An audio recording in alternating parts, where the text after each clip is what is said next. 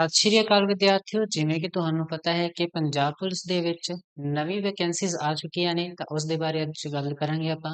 ਜਿਵੇਂ ਕਿ ਤੁਸੀਂ ਨੋਟੀਫਿਕੇਸ਼ਨ ਵਿੱਚ ਦੇਖ ਹੀ ਸਕਦੇ ਹੋ ਕਿ ਪੰਜਾਬ ਪੁਲਿਸ ਦੇ ਵਿੱਚ ਜਿਹੜੀਆਂ ਨਵੀਆਂ ਵੈਕੈਂਸੀਜ਼ ਆਈਆਂ ਨੇ, ਉਹਨਾਂ ਦੀ ਅਪਲਾਈ ਦੀ ਡੇਟ 21 ਫਰਵਰੀ 2025 ਦਿਨ ਸ਼ੁੱਕਰਵਾਰ ਸ਼ਾਮ 7 ਵਜੇ ਤੋਂ ਸਟਾਰਟ ਹੋ ਜਾਏਗੀ ਅਤੇ 13 ਮਾਰਚ 2025 ਰਾਤ ਦੇ 11:55 ਤੱਕ ਇਹ ਵਾਲੀ ਵੈਕੈਂਸੀ ਤੁਸੀਂ ਫਿਲ ਕਰ ਸਕਦੇ ਹੋ। ਹੁਣ ਇਸ ਬਾਰੇ ਆਪਾਂ ਅੱਗੇ ਫੁੱਲ ਡਿਟੇਲ ਵਿੱਚ ਚਰਚਾ ਕਰਾਂਗੇ।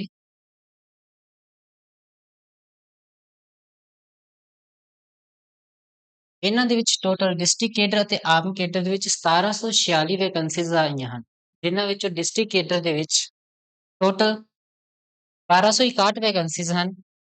ਉਹਨਾਂ ਦੇ ਵਿੱਚੋਂ ਜਨਰਲ ਦੀਆਂ 533 ਅਤੇ 533 ਦੇ ਵਿੱਚੋਂ 151 ਫੀਮੇਲ ਕੈਂਡੀਡੇਟਸ ਦੀਆਂ ਹਨ। ਵਾਲਮੀਕੀ ਐਸਸੀ ਕਾਸਟ ਵਾਲਮੀਕੀ ਦੀਆਂ 130 ਅਤੇ ਉਹਨਾਂ ਵਿੱਚੋਂ 52 ਫੀਮੇਲ ਨੇ। ਸ਼ਡਿਊਲ ਕਾਸਟ ਦੀਆਂ 130 ਅਤੇ 52 ਫੀਮੇਲਸ। ਬੈਕਵਰਡ ਕਲਾਸਿਸ ਫੁੱਲ 130 ਹਨ ਅਤੇ ਉਹਨਾਂ ਚੋਂ 52 ਫੀਮੇਲ ਦੀਆਂ। ਉਵੇਂ ਹੀ ਐਕਸ ਸਰਵਿਸਮੈਨ ਦੀਆਂ 91 ਅਤੇ 52 ਫੀਮੇਲਸ ਦੀਆਂ ਹਨ ਤੇ ਉਵੇਂ ਹੀ ਆ ਸਾਰੇ ਵਾਲਾ ਡਾਟਾ ਦੇਖ ਸਕਦੇ ਹੋ ਤੁਸੀਂ, ਜਿਨ੍ਹਾਂ ਵਿੱਚ 1261 ਡਿਸਟ੍ਰਿਕਟ ਕੇਡਰ ਦੇ ਵਿੱਚ ਹਨ ਅਤੇ ਉਹਨਾਂ ਵਿੱਚੋਂ 410 ਫੀਮੇਲ ਕੈਂਡੀਡੇਟਸ ਦੇ ਲਈ ਹਨ। ਇਵੇਂ ਹੀ ਅੱਗੇ ਆਰਮਡ ਫੋਰਸ ਦੇ ਵਿੱਚ ਆਰਮਡ ਪੁਲਿਸ ਕੇਡਰ ਦੇ ਵਿੱਚ ਵੀ ਪੋਸਟਾਂ ਦਿੱਤੀਆਂ ਗਈਆਂ ਹਨ, ਜਿਨ੍ਹਾਂ ਦੇ ਵਿੱਚੋਂ ਜਨਰਲ ਓਪਨ ਕੈਟਾਗਰੀ ਦੇ ਵਿੱਚ 205 ਹਨ ਅਤੇ 205 ਦੇ ਵਿੱਚੋਂ 48 ਫੀਮੇਲ ਕੈਂਡੀਡੇਟਸ ਦੇ ਲਈ ਹਨ। ਸ਼ਡਿਊਲ ਕਾਸਟ ਦੇ ਲਈ 50 ਅਤੇ ਉਹਨਾਂ ਵਿੱਚੋਂ 20 ਫੀਮੇਲ ਕੈਂਡੀਡੇਟਸ ਦੀਆਂ। ਐਵੇਂ ਬਾਕੀ ਸਾਰਿਆਂ ਦੀਆਂ ਦੇਖ ਸਕਦੇ ਹੋ ਤੁਸੀਂ। ਡਿਸਟ੍ਰਿਕਟ ਕੇਡਰ ਦੇ ਵਿੱਚ 1261 ਸਨ। ਆਰਮਡ ਕੇਡਰ ਦੇ ਵਿੱਚ ਟੋਟਲ 485 ਵੈਕੈਂਸੀਜ਼ ਹਨ ਅਤੇ ਉਹਨਾਂ ਵਿੱਚੋਂ 151 ਫੀਮੇਲ ਕੈਂਡੀਡੇਟਸ ਦੇ ਲਈ ਹਨ। ਇਸ ਤੋਂ ਅੱਗੇ ਦੇਖ ਸਕਦੇ ਆਪਾਂ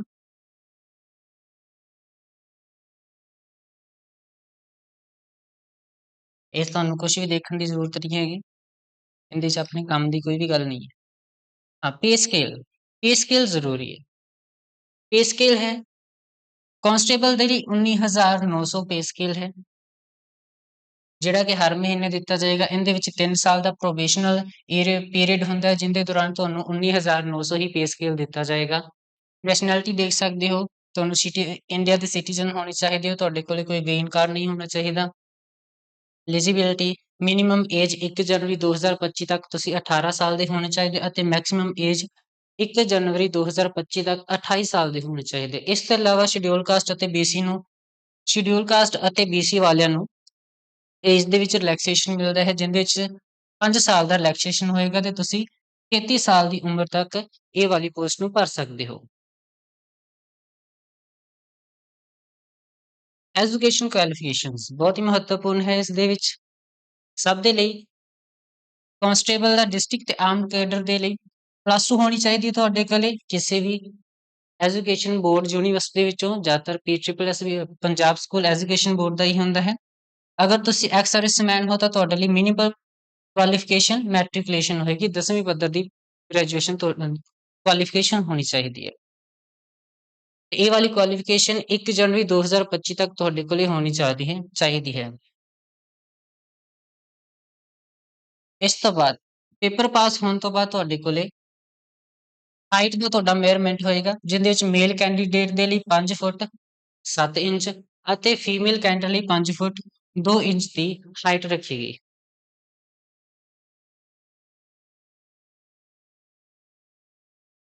ਇਸ ਤੋਂ ਬਾਅਦ ਆਪਾਂ ਪੇਪਰ ਬਾਰੇ ਗੱਲ ਕਰ ਲੈਂਦੇ ਹਾਂ, ਜਿਸ ਦੇ ਵਿੱਚ ਪੇਪਰ ਇਸ ਵਾਰ ਵੀ 2 ਹੀ ਹੋਣੇ ਹਨ। ਆਨਲਾਈਨ ਮੋਡ ਦੇ ਵਿੱਚ CBT ਕੰਪਿਊਟਰ ਬੇਸਡ ਟੈਸਟ ਹੋਣਾ ਹੈ, ਜਿਹਦੇ ਵਿੱਚ ਪੇਪਰ 1 ਦੇ ਵਿੱਚ ਤੁਹਾਡੇ ਕੋਲੇ 100 ਪ੍ਰਸ਼ਨ ਆਣੇ ਹਨ।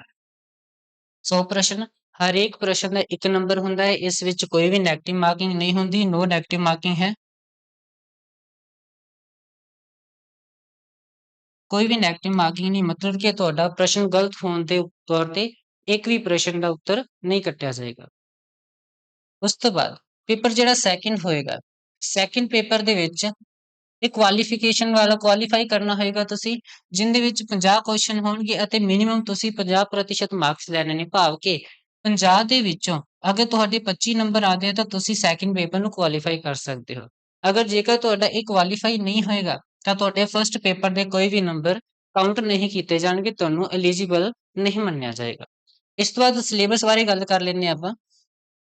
ਸਿਲੇਬਸ ਦੇ ਵਿੱਚ ਸਿਲੇਬਸ ਪਿਛਲੇ ਵਾਂਗੂ ਹੀ ਸੇਮ ਹੀ ਹੈ, ਬਸ ਇਹਦੇ ਵਿੱਚ ਥੋੜਾ ਜਿਹਾ ਚੇਂਜ ਕੀਤਾ ਗਿਆ ਹੈ।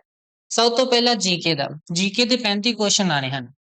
ਪਿਛਲੀ ਵਾਰ ਸਿਲੇਬਸ ਦੇ ਵਿੱਚ ਹੈਲਥ ਐਂਡ ਨਿਊਟ੍ਰੀਸ਼ਨ ਜੀਕੇ ਦੇ ਵਿੱਚ ਐਡ ਨਹੀਂ ਕੀਤਾ ਗਿਆ ਸੀ, ਇਸ ਵਾਰ ਇਹ ਨਿਊ ਟੌਪਿਕ ਹੈ, ਇਹ ਨਿਊ ਟੌਪਿਕ ਐਡ ਕੀਤਾ ਗਿਆ ਹੈ। ਕੁਆਂਟੀਟਿਵ ਐਟੀਟਿਊਡ ਐਂਡ ਨਿਊਮੈਰੀਕਲ ਮਤਲਬ ਕਿ ਮੈਥਮੈਟਿਕਸ ਦੇ ਵਿੱਚ ਵੀ ਤੁਹਾਡੇ ਕੋਲੇ 20 ਮਾਰਕਸ ਦਾ ਪੇਪਰ ਹੋਏਗਾ, ਜਿੰਦੇ ਵਿੱਚ simplification, average, decimal fraction, ratio, proportion, percentage, profit and loss, simple interest, time and work, ਇਹ ਵਾਲੇ ਤੁਹਾਡੇ ਪੂਰੇ 20 ਮਾਰਕਸ ਦਾ ਕੁਐਸਚਨ ਹੋਣਗੇ।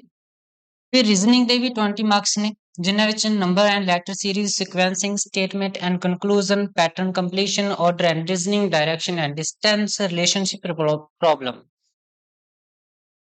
ਇੰਗਲਿਸ਼ ਦਾ ਅਤੇ ਪੰਜਾਬੀ ਦਾ ਲੈਂਗੁਏਜ ਬੇਸਡ ਟੈਸਟ ਹੋਏਗਾ, ਜਿਸ ਦੇ ਵਿੱਚ ਇੰਗਲਿਸ਼ ਦਾ ਰੀਡਿੰਗ ਕੰਪਰੀਹੈਂਸ਼ਨ ਭਾਵ ਕਿ ਇੱਕ ਤੁਹਾਨੂੰ ਪੈਰਾ ਆਏਗਾ, ਪੰਜਾਬੀ ਤੋਂ ਇੰਗਲਿਸ਼ ਦੀ ਟ੍ਰਾਂਸਲੇਸ਼ਨ ਕਰਨੀ ਹੈ, ਸੈਂਟੈਂਸ ਨੂੰ ਰੀਅਰੇਂਜ ਕਰਨਾ ਹੈ, ਐਰਰ ਦੀ ਸਪੌਟਿੰਗ ਕਰਨੀ ਹੈ, ਬਲੈਂਕਸ ਨੂੰ ਫਿਲ ਕਰਨਾ ਹੈ, ਸਪੈਲਿੰਗ ਦੀ ਕਰੈਕਸ਼ਨ ਲੱਭਣੀ ਹੈ, ਵੋਕੈਬੂਲਰੀ ਵਿੱਚ ਸਿਨੋਨਿਮ, ਐਂਟੋਨਿਮ ਐਂਡ ਵਨ ਵਰਡ ਸਬਸਟੀਟਿਊਸ਼ਨ ਵੀ ਆਉਣੇ ਹਨ।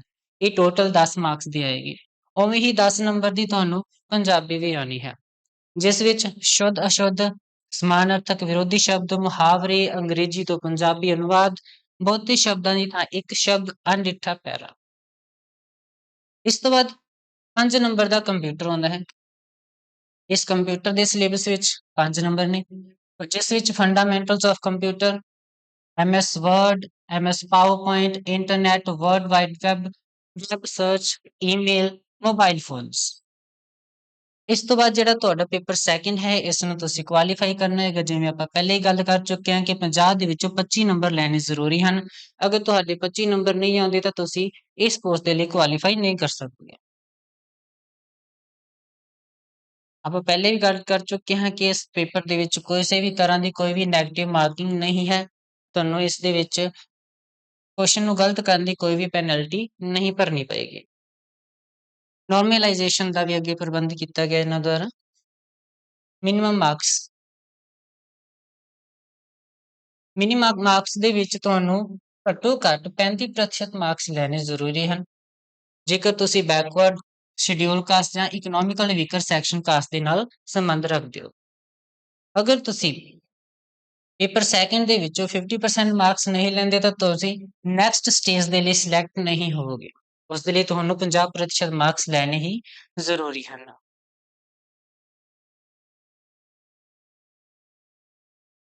ਸਟੇਜ 2, ਅਗਰ ਤੁਸੀਂ ਪੇਪਰ ਵਿੱਚ ਮੈਰਿਟ ਦੇ ਆਧਾਰ ਤੇ ਆਪਣਾ ਪੇਪਰ ਜਿਹੜਾ ਪਾਸ ਕਰ ਲਿਆ ਤਾਂ ਉਸ ਤੋਂ ਬਾਅਦ ਤੁਹਾਨੂੰ ਸਟੇਜ ਸੈਕਿੰਡ ਦੇ ਲਈ ਜਾਣਾ ਪਏਗਾ।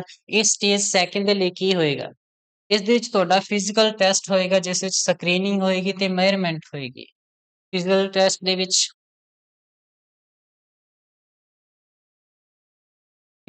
ਵਿੱਚ ਰਨਿੰਗ ਰੱਖਿਆ ਗਿਆ ਹੈ, ਲੌਂਗ ਜੰਪ, ਹਾਈ ਜੰਪ ਤੇ ਹਾਈਟ ਨੂੰ ਮੇਜ਼ਰਮੈਂਟ ਕਰਨ ਦਾ ਪ੍ਰੋਸੀਜਰ ਕੀਤਾ ਗਿਆ ਹੈ। ਇਸ ਵਿੱਚ ਅਗਰ ਤੁਸੀਂ ਮੇਲ ਕੈਂਡੀਡੇਟ ਹੋ, ਮੇਲ ਕੈਂਡੀਡੇਟ ਦੇ ਲਈ ਅਗਰ ਐਕਸ ਸਰਵਿਸਮੈਨ ਹੈ ਤੇ 25 ਸਾਲ ਤੋਂ ਘੱਟ ਉਮਰ ਦਾ ਹੈ ਤਾਂ ਉਸ ਦੇ ਲਈ ਪਲੱਸ ਮੇਲ ਕੈਂਡੀਡੇਟ 35 ਸਾਲ ਤੋਂ ਘੱਟ ਅਤੇ ਮੇਲ ਕੈਂਡੀਡੇਟ ਦੇ ਲਈ 1600 ਮੀਟਰ ਰੇਸ ਹੈ, ਜਿਸ ਨੂੰ 6 ਮਿੰਟ ਅਤੇ 30 ਸੈਕਿੰਡ ਦੇ ਵਿੱਚ ਕੰਪਲੀਟ ਕਰਨਾ ਹੋਏਗਾ। ਇਸ ਦੇ ਲਈ ਸਿਰਫ ਇੱਕੋ ਇੱਕ ਚਾਂਸ ਮਿਲਦਾ ਹੈ। ਲੌਂਗ ਜੰਪ ਦੇ ਲਈ 3.80 ਮੀਟਰ ਅਤੇ ਇਸ ਦੇ ਵਿੱਚ 3 ਚਾਂਸ ਮਿਲਦੇ ਹਨ। ਉਵੇਂ ਹਾਈ ਜੰਪ ਦੇ ਵਿੱਚ 1.10 ਮੀਟਰ ਅਤੇ ਇਹਦੇ ਲਈ ਵੀ 3 ਚਾਂਸ ਹੀ ਦਿੱਤੇ ਜਾਂਦੇ ਹਨ। ਔਰ ex serviceman male candidate for the age more than 35 year, ਅਗਰ ਤੁਸੀਂ 35 ਸਾਲ ਤੋਂ ਵੱਧ ਦੀ ਉਮਰ ਦੇ ਹੋ ਤਾਂ ਤੁਹਾਡੇ ਲਈ 1400 ਮੀਟਰ ਦੀ ਵਾਕ ਜਾਂ ਰਨਿੰਗ ਰੱਖੀ ਗਈ ਹੈ, ਜਿਸ ਨੂੰ 12 ਮਿੰਟ ਦੇ ਵਿੱਚ ਕੰਪਲੀਟ ਕਰਨਾ ਹੋਏਗਾ ਤੇ ਇਹਦੇ ਲਈ ਵੀ ਸਿਰਫ ਅਤੇ ਸਿਰਫ ਇੱਕੋ ਚਾਂਸ ਮਿਲੇਗਾ। ਉਸ ਤੋਂ ਇਲਾਵਾ 10 ਫੁੱਲ ਸਕੁਐਟ ਲਗਾਣੇ ਪੈਣਗੇ, ਜਿਸ ਲਈ 3 ਮਿੰਟ ਮਿਲਣਗੇ ਅਤੇ ਇਸ ਲਈ ਵੀ ਇੱਕੋ ਇੱਕ ਚਾਂਸ ਦਿੱਤਾ ਜਾਏਗਾ। ਇਸ ਤੋਂ ਬਾਅਦ female candidates including ex serviceman less than 35 years, ਮਤਲਬ ਕਿ ਫੀਮੇਲ ਕੈਂਡੀਡੇਟ ਅਤੇ ਐਕਸ ਸਰਵਿਸਮੈਨ ਜਿਨ੍ਹਾਂ ਦੀ ਉਮਰ 35 ਸਾਲ ਤੋਂ ਘੱਟ ਹੈ, ਉਸ ਲਈ 80 ਮੀਟਰ 800 ਮੀਟਰ ਰੇਸ, ਜਿਸ ਨੂੰ ਕੰਪਲੀਟ ਕਰਨਾ ਹੋਏਗਾ 4 ਮਿੰਟ ਅਤੇ 30 ਸੈਕਿੰਡ ਭਾਵ 4.5 ਮਿੰਟ ਦੇ ਵਿੱਚ ਤੁਸੀਂ ਇਸ ਨੂੰ ਸਿਰਫ ਅਤੇ ਸਿਰਫ ਇੱਕੋ ਚਾਂਸ ਦੇ ਵਿੱਚ ਕੰਪਲੀਟ ਕਰਨਾ ਹੈ। ਫੀਮੇਲ ਕੈਂਡੀਡੇਟਸ ਦੇ ਲਈ ਲੌਂਗ ਜੰਪ ਹੈ 3 ਮੀਟਰ ਅਤੇ ਇਹਦੇ ਲਈ 3 ਚਾਂਸ ਮਿਲਣਗੇ। ਹਾਈ ਜੰਪ ਹੈ 0.95 ਮੀਟਰ, ਇਹਦੇ ਲਈ ਵੀ 3 ਚਾਂਸ ਹੀ ਦਿੱਤੇ ਜਾਣਗੇ। ਐਕਸ ਸਰਵਿਸਮੈਨ ਫੀਮੇਲ ਜਿਨ੍ਹਾਂ ਦੀ ਉਮਰ 35 ਸਾਲ ਤੋਂ ਵੱਧ ਹੈ, ਉਹਨਾਂ ਲਈ 800 ਮੀਟਰ ਰਨਿੰਗ ਹੋਏਗੀ, ਕੰਪਲੀਟ ਕਰਨੀ ਹੋਏਗੀ 6 ਮਿੰਟ ਦੇ ਵਿੱਚ, ਅਤੇ ਉਹਦੇ ਲਈ ਵੀ ਇੱਕ ਚਾਂਸ ਹੀ ਦਿੱਤਾ ਜਾਏਗਾ।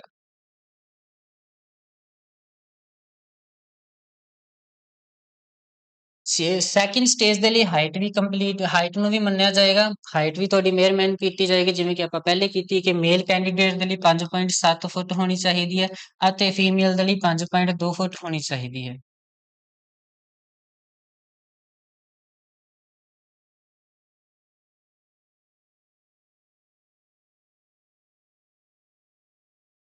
ਇਸ ਤੋਂ ਬਾਅਦ ਅਗਰ ਤੁਸੀਂ ਆਪਣੀ ਸੈਕਿੰਡ ਸਟੇਜ ਵੀ ਕੰਪਲੀਟ ਕਰ ਲੈਂਦੇ ਹੋ, ਤਾਂ ਤੁਹਾਨੂੰ ਅੱਗੇ ਥਰਡ ਸਟੇਜ ਦੇ ਲਈ ਜਾਣਾ ਪਏਗਾ, ਜਿਸ ਵਿੱਚ ਤੁਹਾਡੇ ਕੋਲੇ ਡਾਕੂਮੈਂਟ ਵੈਰੀਫਿਕੇਸ਼ਨ ਹੁੰਦੀ ਹੈ। ਇਸ ਦੀ ਡੇਟ, ਟਾਈਮਿੰਗ, ਐਡਮਿਟ ਕਾਰਡ ਸਭ ਕੁਝ ਸਾਈਟ ਦੇ ਉੱਪਰ ਪਾ ਦਿੱਤਾ ਜਾਂਦਾ ਹੈ। ਅਗਰ ਤੁਹਾਡੀ ਫਸਟ, ਸੈਕਿੰਡ ਦੋਨੋਂ ਦੇ ਦੋਨੋਂ ਸਟੇਜ ਕੰਪਲੀਟ ਹੋ ਜਾਂਦੀ ਹੈ, ਉਸ ਤੋਂ ਬਾਅਦ ਥਰਡ ਸਾਈਟ ਹੁੰਦੀ ਹੈ।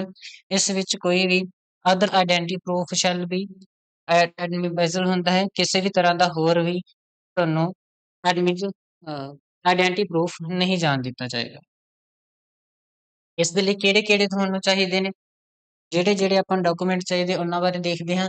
ਸਭ ਤੋਂ ਪਹਿਲਾਂ ਮੈਟ੍ਰਿਕੂਲੇਸ਼ਨ ਸਰਟੀਫਿਕੇਟ ਹੁੰਦਾ ਹੈ, ਜਿਹੜਾ ਕਿ 10ਵੀਂ ਪੱਧਰ ਦਾ ਸਰਟੀਫਿਕੇਟ ਹੁੰਦਾ ਹੈ। ਉਸ ਤੋਂ ਬਾਅਦ +2 ਦਾ ਜਾਂ ਇਸ ਦੇ ਬਰਾਬਰ ਦੀ ਯੋਗਤਾ ਦਾ ਰੱਖਣ ਵਾਲਾ ਕੋਈ ਵੀ ਸਰਟੀਫਿਕੇਟ ਹੋਵੇ। 10ਵੀਂ ਕਲਾਸ ਵਿੱਚ ਤੁਸੀਂ ਪੰਜਾਬੀ ਭਾਸ਼ਾ ਪਾਸ ਕੀਤੀ ਹੈ, ਉਸ ਦੇ ਲਈ ਇੱਕ ਸਬੂਤ ਹੁੰਦਾ ਹੈ, ਜਿਹੜਾ ਕਿ 10ਵੀਂ ਦਾ ਹੀ ਤੁਹਾਡੇ ਕੋਲੇ ਹੁੰਦਾ ਸਰਟੀਫਿਕੇਟ। ਡੋਮਿਸਾਈਲ ਦਾ ਸਰਟੀਫਿਕੇਟ ਹੋਣਾ ਚਾਹੀਦਾ, ਭਾਵ ਤੁਸੀਂ ਪੰਜਾਬ ਦੇ ਵਾਸੀ ਹੋ, ਇਸ ਲਈ ਤੁਹਾਡੇ ਕੋਲੇ ਪੰਜਾਬ ਦਾ ਵਿੱਚ ਰਹਿਣ ਦਾ ਇੱਕ ਦਸਤਾਵੇਜ਼ ਹੋਣਾ ਚਾਹੀਦਾ ਹੈ।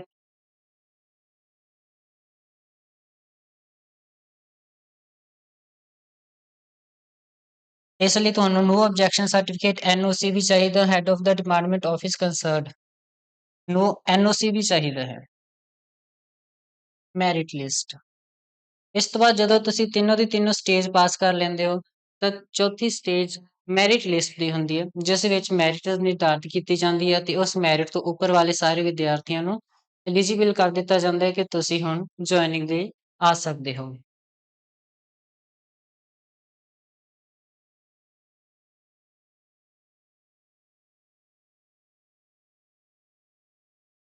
ਇਸ ਤੋਂ ਬਾਅਦ ਮੈਡੀਕਲ ਦੀ ਐਗਜ਼ਾਮੀਨੇਸ਼ਨ ਹੁੰਦੀ ਹੈ, ਤੁਹਾਡੀ ਲਾਸਟ ਸਟੇਜ ਹੁੰਦੀ ਹੈ। ਅਗਰ ਤੁਹਾਨੂੰ ਮੈਡੀਕਲ ਫਿੱਟ ਕਰ ਦਿੱਤਾ ਜਾਂਦਾ ਹੈ, ਤਾਂ ਤੁਸੀਂ ਪੰਜਾਬ ਪੁਲਿਸ ਦੇ ਲਈ ਐਲੀਜੀਬਲ ਕੈਂਡੀਡੇਟ ਬਣ ਜਾਂਦੇ ਹੋ।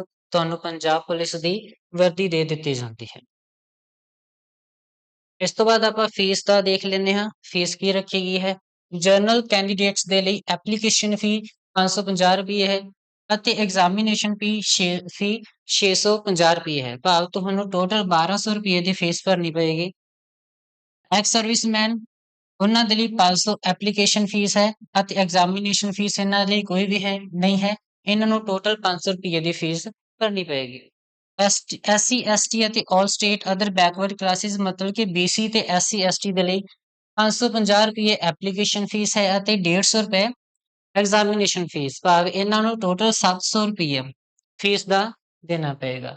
ਇਕਨੋਮਿਕਲ ਵੀਕਰ ਸੈਕਸ਼ਨ EWS ਦੇ ਲਈ 550 ਰੁਪਏ ਐਪਲੀਕੇਸ਼ਨ ਫੀਸ ਅਤੇ 150 ਰੁਪਏ ਐਗਜ਼ਾਮੀਨੇਸ਼ਨ ਫੀਸ, ਭਾਵ ਇਹਨਾਂ ਨੂੰ ਟੋਟਲ 700 ਰੁਪਇਆ ਫੀਸ ਦਾ ਭਰਨਾ ਪੈਂਦਾ ਹੈ।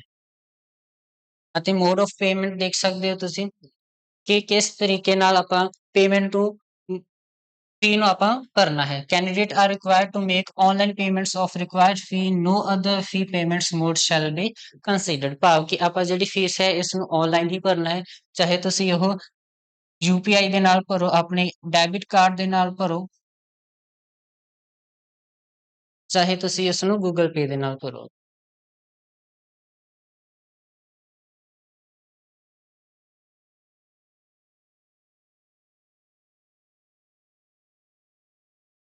ਆਈਡੈਂਟੀਟੀ ਪ੍ਰੂਫ, ਜਦੋਂ ਤੁਸੀਂ ਆਪਣੀ ਜੌਬ ਫਿਲ ਕਰਨੀ ਹੈ ਤਾਂ ਉਸ ਲਈ ਆਈਡੈਂਟੀਟੀ ਪ੍ਰੂਫ ਕਿਹੋ ਜਿਹੀ ਚਾਹੀਦੀ ਹੈ? ਕੋਈ ਵੀ ਇੱਕ ਵੀ ਤਰ੍ਹਾਂ ਦਾ ਆਪਾਂ ਨੂੰ ID ਪ੍ਰੂਫ ਹੋਣਾ ਚਾਹੀਦਾ, ਜਿਸ ਵਿੱਚ Aadhaar card, passport, voter ID card, driving licence, pan card, ਕੋਈ ਵੀ ਇੱਕ ਤੁਸੀਂ ID ਪ੍ਰੂਫ ਲਾ ਸਕਦੇ ਹੋ। ਇਸ ਤੋਂ ਇਲਾਵਾ ਤੁਸੀਂ ਪਰਸਨਲ ਡਿਟੇਲਸ ਦੇਣੀਆਂ ਹਨ ਕਿ ਮੇਰਾ ਨਾਮ ਇਹ ਹੈ, ਮੇਰਾ ਨਾਮ, ਮੇਰੇ ਪਿਤਾ ਦਾ ਨਾਮ, ਮੇਰੇ ਮਾਤਾ ਦਾ ਨਾਮ। ਐਡਰੈਸ ਪ੍ਰੂਫ ਚਾਹੀਦਾ ਤੁਹਾਡਾ, ਤੁਸੀਂ ਆਧਾਰ ਕਾਰਡ ਲਗਾ ਸਕਦੇ ਹੋ ਐਡਰੈਸ ਪ੍ਰੂਫ ਦੇ ਲਈ। ਵੈਲਿਡ ਅਤੇ ਐਕਟਿਵ ਈਮੇਲ ID ਹੋਣੀ ਚਾਹੀਦੀ ਹੈ ਆਪਣੇ ਕੋਲੇ। Valid and active mobile number ਹੋਣਾ ਚਾਹੀਦਾ ਹੈ। ਮੈਟ੍ਰਿਕੂਲੇਸ਼ਨ ਸਰਟੀਫਿਕੇਟ ਫॉर ਏਜ ਪ੍ਰੂਫ, ਭਾਵ ਕਿ ਤੁਸੀਂ 18 ਸਾਲ ਤੋਂ ਵੱਧ ਦੀ ਉਮਰ ਹੋ, ਇਸ ਲਈ ਤੁਹਾਡੇ ਕੋਲੇ 10ਵੀਂ ਪੱਧਰ ਦਾ ਸਰਟੀਫਿਕੇਟ ਹੋਣਾ ਜ਼ਰੂਰੀ ਹੈ। Detail and certification of education qualification of Punjabi language, ਕਿ ਪੰਜਾਬੀ ਲੈਂਗੁਏਜ ਨੂੰ ਮਾਨਤਾ ਪ੍ਰਾਪਤ ਜਿਹੜੀ ਹੈ, ਤੁਸੀਂ ਪੰਜਾਬੀ 10ਵੀਂ ਪੱਧਰ ਤੇ ਕੀਤੀ ਹੈ, ਇਸ ਲਈ ਤੁਹਾਡੇ ਕੋਲ ਇੱਕ ਉਹ ਸਰਟੀਫਿਕੇਟ ਹੋਣਾ ਚਾਹੀਦਾ ਹੈ। Certificate issued ਬਾय the competent authority for ਕਲੇਮਿੰਗ benefit of reservation of applicant, ਮਤਲਬ ਕਿ ਤੁਸੀਂ ਇੱਕ ਰਿਜ਼ਰਵ ਕੈਟਾਗਰੀ ਦੇ ਨਾਲ ਬਿਲੋਂਗ ਕਰਦੇ ਹੋ ਤਾਂ ਉਸ ਦੇ ਲਈ ਵੀ ਤੁਹਾਡੇ ਕੋਲ ਇੱਕ ਸਰਟੀਫਿਕੇਟ ਹੋਣਾ ਚਾਹੀਦਾ ਹੈ, ਜਿਸ ਨੂੰ ਕਿਸੇ ਖਾਸ ਅਥਾਰਟੀ ਦੁਆਰਾ ਕਲੇਮ ਕੀਤਾ ਗਿਆ ਹੋਵੇ। Online payment facility such as internet banking, debit card etcetera, ਇਹ ਵੀ ਤੁਹਾਡੇ ਕੋਲ ਹੋਣੇ ਚਾਹੀਦੇ ਹਨ। Scan recently not other than 3 not older than 3 months colour photograph, ਕਿ ਜਿਹੜੀ ਤੁਹਾਡੀ ਫੋਟੋਗ੍ਰਾਫ ਹੈ ਉਸ ਨੂੰ ਸਕੈਨ ਕਰੋਗੇ ਤਾਂ ਇਸ ਵਾਲੇ ਆਹ ਵਾਲਾ ਉਹਨਾਂ ਦਾ ਫੌਂਟ ਰੱਖਿਆ ਗਿਆ ਹੈ, ਇਹਨਾਂ ਦੇ ਵਿੱਚ ਤੁਸੀਂ ਉਹਦਾ ਸਾਈਜ਼ ਰੱਖਿਆ ਗਿਆ ਹੈ, ਤਾਂ ਉਹ ਵਾਲੀ ਫੋਟੋ 3 ਮਹੀਨੇ ਤੋਂ ਜ਼ਿਆਦਾ ਪੁਰਾਣੀ ਨਹੀਂ ਹੋਣੀ ਚਾਹੀਦੀ। ਫੋਟੋ ਦਾ ਜਿਹੜਾ ਸਾਈਜ਼ ਉਹ 800 KB ਤੋਂ ਘੱਟ ਨਹੀਂ ਹੋਣਾ ਚਾਹੀਦਾ ਅਤੇ 200 KB ਤੋਂ ਵੱਧ ਨਹੀਂ ਹੋਣਾ ਚਾਹੀਦਾ ਤੇ JPEG ਫਾਰਮੈਟ ਦੇ ਵਿੱਚ ਹੀ ਹੋਣੀ ਚਾਹੀਦੀ ਹੈ। ਇਸ ਤੋਂ ਬਾਅਦ ਤੁਹਾਡੇ ਸਿਗਨੇਚਰ ਵੀ scanned signature minimum 80 KB and maximum 200 KB size ਹੀ ਇਸ ਦਾ ਹੋਣਾ ਚਾਹੀਦਾ ਤੇ JPEG ਫਾਰਮੈਟ ਵਿੱਚ ਹੀ ਹੋਣੇ ਚਾਹੀਦੇ ਹਨ।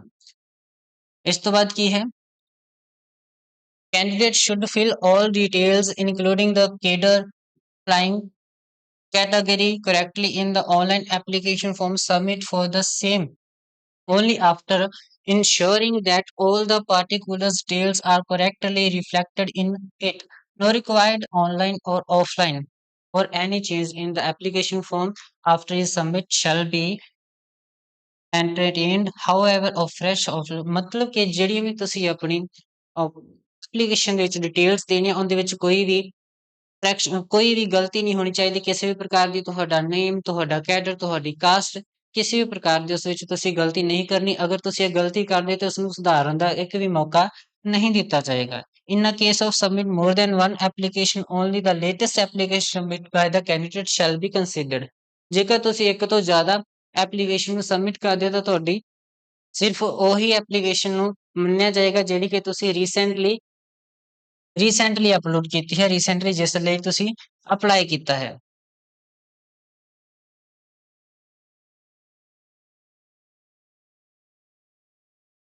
ਇਸ ਤੋਂ ਇਲਾਵਾ ਅਗਰ ਤੁਹਾਡੀ ਕੋਈ ਕਰੈਕਸ਼ਨ ਗਲਤੀ ਹੁੰਦੀ ਹੈ ਤਾਂ ਤੁਹਾਡੇ ਲਈ ਹੈਲਪ ਡੈਸਕ ਨੰਬਰ ਵੀ ਦਿੱਤਾ ਗਿਆ ਹੈ ਕੁਐਰੀਜ਼ ਐਂਡ ਕਲੈਰੀਫਿਕੇਸ਼ਨ ਨੂੰ ਕਰਨ ਦੇ ਲਈ, ਜਿਹੜਾ ਕਿ ਇਹ ਨੰਬਰ ਦਿੱਤਾ ਗਿਆ ਹੈ।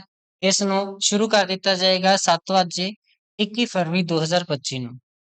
ਸਟੂਡੈਂਟਸ, ਇਸ ਤਰ੍ਹਾਂ ਤੁਸੀਂ ਦੇਖ ਸਕਦੇ ਹੋ ਕਿ ਇਸ ਵਾਰ ਵੀ ਪੰਜਾਬ ਪੁਲਿਸ ਵਿੱਚ 1746 ਪੋਸਟਾਂ ਕੱਟੀਆਂ ਗਈਆਂ ਹਨ। ਇੱਕ ਬਹੁਤ ਵੱਡਾ ਮੌਕਾ ਹੈ ਪੰਜਾਬ ਸਰਕਾਰ ਵੱਲੋਂ ਤੁਹਾਨੂੰ ਦਿੱਤਾ ਗਿਆ ਹੈ। ਅਗਰ ਤੁਸੀਂ ਇਸ ਦੀ ਚੰਗੀ ਤਰ੍ਹਾਂ ਤਿਆਰੀ ਕਰਨੀ ਹੈ ਤਾਂ AES ਦੇ YouTube ਚੈਨਲ ਦੇ ਨਾਲ ਜੁੜ ਸਕਦੇ ਹੋ, ਜਿੱਥੇ ਹਰ ਰੋਜ਼ ਲਾਈਵ ਕਲਾਸਾਂ ਵੀ ਚੱਲਦੀਆਂ ਹਨ।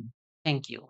ਸੰਬੰਧਿਤ ਕੋਈ ਵੀ ਤਰ੍ਹਾਂ ਦੀ ਜਾਣਕਾਰੀ ਚਾਹੀਦੀ ਹੈ ਤਾਂ ਤੁਸੀਂ ਸਾਨੂੰ ਕਮੈਂਟ ਬਾਕਸ ਦੇ ਵਿੱਚ ਕਮੈਂਟ ਕਰ ਸਕਦੇ ਹੋ ਤੇ ਨਾਲ ਹੀ ਇਹ ਜਾਣਕਾਰੀ ਮਹੱਤਵਪੂਰਨ ਹੈ। ਅਗਰ ਇਹ 21 ਫੈਬ ਤੋਂ ਸਟਾਰਟ ਹੋ ਰਹੀਆਂ ਹਨ ਤਾਂ ਤੁਸੀਂ ਉਸੇ ਦਿਨ ਤੋਂ ਇਸ ਨੂੰ ਅਪਲਾਈ ਕਰਨਾ ਸ਼ੁਰੂ ਕਰ ਦੇਣਾ ਹੈ। ਇਸ ਦਾ ਇੰਤਜ਼ਾਰ ਨਹੀਂ ਕਰਨਾ ਕਿ 13 ਮਾਰਚ ਤੱਕ ਇਹ ਚੱਲਣੀ ਹੈ, ਕਿਉਂਕਿ ਬਾਅਦ ਵਿੱਚ ਅੱਗੇ ਜਾ ਕੇ ਇਸ ਦੀ ਸਾਈਟ ਬਹੁਤ ਹੀ ਜ਼ਿਆਦਾ ਬਿਜ਼ੀ ਹੋ ਜਾਂਦੀ ਹੈ। ਇਸ ਲਈ ਜਦੋਂ ਵੀ ਸਟਾਰਟ ਹੋ ਗਿਆ ਤਾਂ 21 ਫਰਵਰੀ 2025 ਤੋਂ ਤੁਸੀਂ ਨਾਲ ਦੀ ਨਾਲ ਹੀ ਆਨਲਾਈਨ ਐਪਲੀਕੇਸ਼ਨ ਭਰਨੀਆਂ ਸਟਾਰਟ ਕਰ ਦੇਣੀਆਂ ਹਨ। ਅਗਰ ਇਸ ਤੋਂ ਇਲਾਵਾ ਹੋਰ ਕੋਈ ਜਾਣਕਾਰੀ ਚਾਹੀਦੀ ਹੈ ਤੁਸੀਂ ਕਮੈਂਟ ਸੈਕਸ਼ਨ ਵਿੱਚ ਕਮੈਂਟ ਕਰਕੇ ਕੁਝ ਵੀ ਪੁੱਛ ਸਕਦੇ ਹੋ। ਹੇਠਾਂ ਸਾਡੇ ਨੰਬਰ ਚੱਲ ਰਹੇ ਹੋਣਗੇ, ਉਸ ਦੇ ਉੱਪਰ ਵੀ ਤੁਸੀਂ ਜਾਣਕਾਰੀ ਲੈ ਸਕਦੇ ਹੋ। ਉਸ ਤੋਂ ਇਲਾਵਾ ਅਗਰ ਤੁਸੀਂ ਚੰਗੀ ਤਰ੍ਹਾਂ ਤਿਆਰੀ ਕਰਨਾ ਚਾਹੁੰਦੇ ਹੋ ਪੰਜਾਬ ਪੁਲਿਸ ਦੀ ਤਾਂ ਸਾਡਾ 21 ਤਰੀਕ ਤੋਂ ਪੰਜਾਬ ਪੁਲਿਸ ਕਾਂਸਟੇਬਲ ਦਾ ਬੈਚ ਸਟਾਰਟ ਹੋ ਰਿਹਾ ਹੈ, ਜਿਸ ਦੀਆਂ ਆਫਲਾਈਨ ਕਲਾਸਿਸ ਤੁਸੀਂ ਫਰੀਦਕੋਟ AES ਦੇ ਵਿੱਚ ਆ ਕੇ ਲੈ ਸਕਦੇ ਹੋ ਤੇ ਨਾਲ ਦੀ ਨਾਲ ਆਨਲਾਈਨ ਬੈਚ ਵੀ ਕਲਾਸ ਪਲੱਸ ਦੇ ਉੱਪਰ ਤੁਸੀਂ ਅਟੈਂਡ ਕਰ ਸਕਦੇ ਹੋ। Thank you.